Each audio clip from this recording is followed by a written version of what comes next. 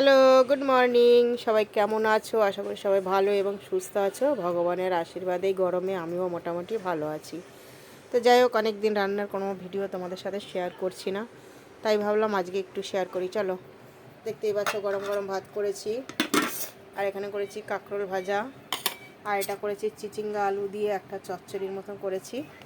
এখানে করেছি কুমড়ো দিয়ে উচ্ছে দিয়ে ভাজা, আর করেছি ডিম কারি। অনেক দিন বাদে আজকে ডিমের কারি করলাম, মানে আলু দিয়ে। কারি ঠিক বলা যায় না, ঝোলই, তবে একদম শুকনো শুকনো ঝোল, বেশি করিনি। তো যাই হোক, আজকে হচ্ছে এই রেসিপি। দেখতে পেলে কেমন লাগলো রেসিপিগুলো সেটাও কমেন্ট করে জানাবে, আর ভিডিওটি তোমাদের কাছে কেমন লাগলো সেটাও ভালো করে জানাবে কমেন্ট করে। আর যদি ভালো লাগে একটু শেয়ার করে ছড়িয়ে দিও। আর ইউটিউব বন্ধু তোমাদের সকলকে অনুরোধ করব, প্লিজ আমার চ্যানেলটিকে একটু সাবস্ক্রাইব করে আমার পাশে থেকো।